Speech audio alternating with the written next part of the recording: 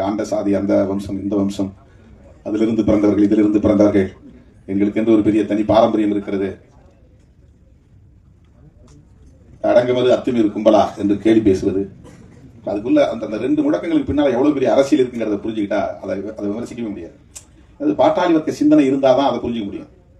உழைக்கும் மக்களுடைய நலன்களை பற்றிய அக்கறை இருந்தால்தான் அடங்கமறு அத்துமீறு திமிரி எழு திருப்பி அடி இது வன்முறைகளை தூண்டுவதல்ல, வன்முறைகளை எதிர்த்து நிற்கிற டிஃபென்சிவ் ஸ்லோகன். அந்த டிஃபென்சிவ் மோட்ல சொல்லக்கூடிய ஒரு தற்காப்பு உத்தி அடிப்படையில முன்வைக்கப்பட்ட முழக்கம். உன்னை அடிச்சுட்டே இருக்கிறான் அப்படிங்கறதுனால நீ அப்படியே ஒடுங்கி போயிடாத, நீ கொஞ்சமாவது எதிர்த்து நின்னாதான். ஒரு கெளுத்தி மீன் நம்ம பிடிச்சா விட அது திமிரி நம்ம கையில காயப்படுத்துது. தேலுக்கு கொடுக்கல விஷயம் இருக்கு, பேணி லேசா சீன் அது கொட்டுது. குளவி கூட்ட அப்படி லேசா கலைச்சா அவ்வளவும் அப்படியே நூற்றுக்கணக்கான ஆயிரக்கணக்கான குளவியில் எவன் கலைச்சான அந்த கூட்ட அப்படியே அவனை கொட்டி தீர்த்துது. இதெல்லாம் இயற்கையிலே இருக்கு, இந்த எதிர்ப்புணர்ச்சி. இதெல்லாம் வன்முறை கிடையாது. குளவி 4 பேரை கொட்டுதுன்னா சும்மா இருக்கிறவனை கொட்டுதா? கூட்ட கலைச்சவன் மேலதான் கொட்டுது.